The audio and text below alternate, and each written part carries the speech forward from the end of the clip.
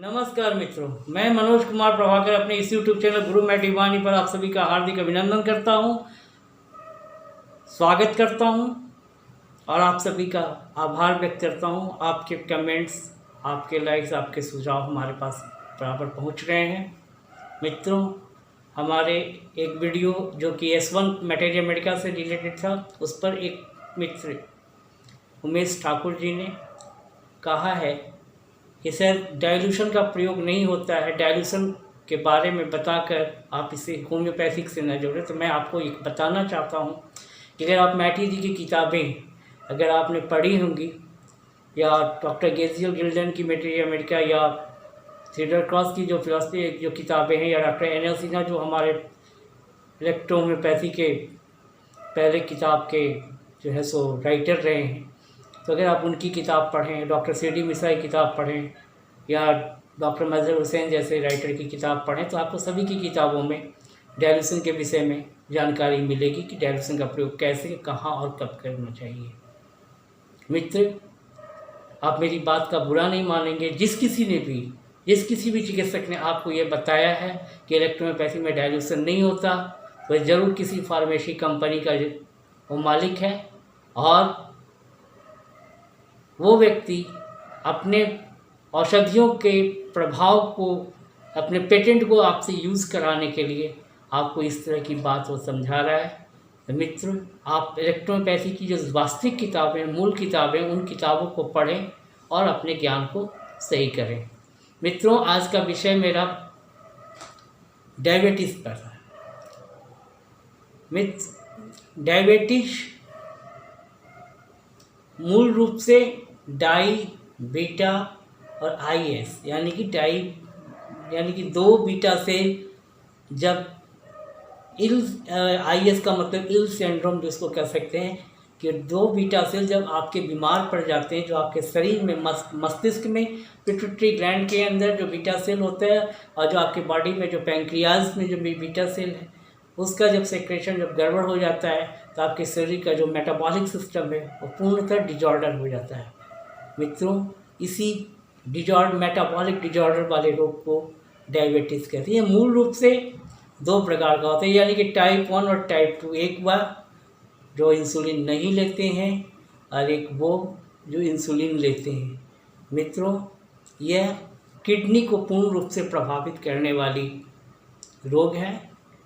इसके कारण आपके शरीर में बहुत ज़्यादा थकान, थोड़े से श्रम करने पर पूरे शरीर में पसीना, और इसकी जब चरमोत्कर्ष अवस्था होती है तो यह आपके विज़न को भी डिस्टर्ब करती है, और आँख में जो है एक बहुत ज़्यादा हैमरेज होने लगता है, जिसको कि रेटिनोपैथी भी कहते हैं।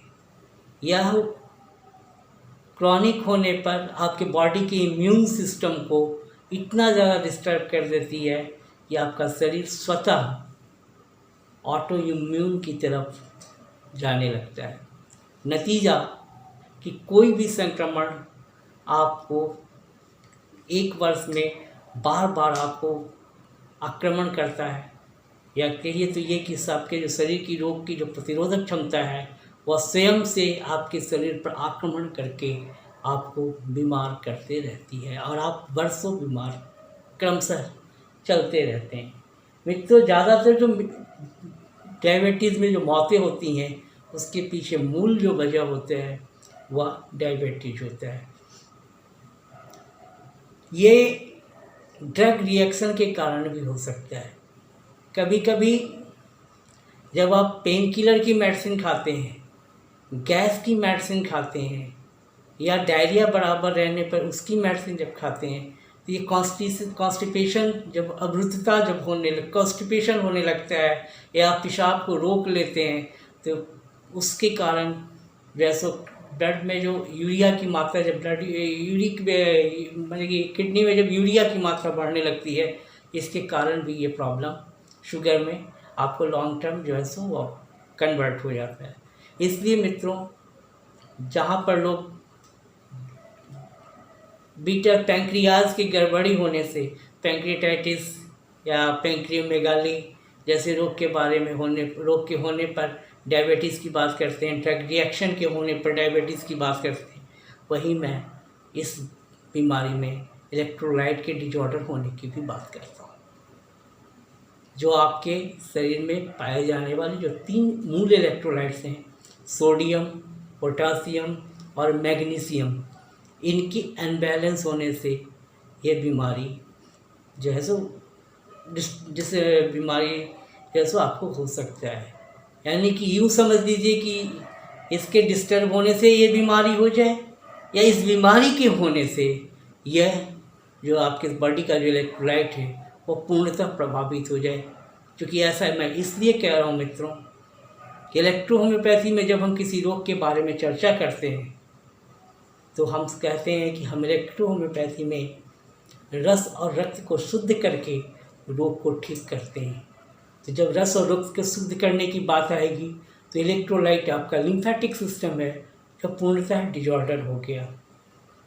अब अगर ये ऑटो इम्यून में कन्वर्ट हो गया तो मित्रों जहाँ एक तरफ WBC डिस्टर्ब हुआ, वहीं आपका ब्लडी का जो RBC था वह भी डिस्टर्ब और आपका होमोग्लोबिन लेवल भी फॉल करना शुरू कर जाएगा।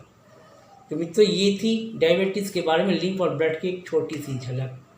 अब मैं बताऊंगा कि इस बीमारी में आप चिकित्सा कैसे करेंगे। इस बीमारी की चिकित्सा के लिए मैं एक छोटा सा मैं अपना पर्सनल एक्सपीरियंस बता रहा हूँ कि मेरे पास में एक व्यक्ति का दांत का ऑपरेशन उखाड़ने का जो है सो प्रॉब्लम था, दांत उखाड़वाना था, साथ में से अपेंडिक्स भी था। तो उसके बॉडी का शुगर लेवल बहुत ज़्यादा हाई था। डॉक्टरों ने उसे इंसुलिन लेने की सलाह दी, वह इंसुलिन लेना नहीं चाहता था। तो डॉक्टरों ने कहा कि ऐसी कोई दवा नहीं बनी है जो आपके बॉडी का इंसुलिन का निर्माण कर दे, आपके शुगर लेवल को घटा दे, तो आपको तात्कालिक जो है सो इंसुलिन तो लेना ही पड़ेगा।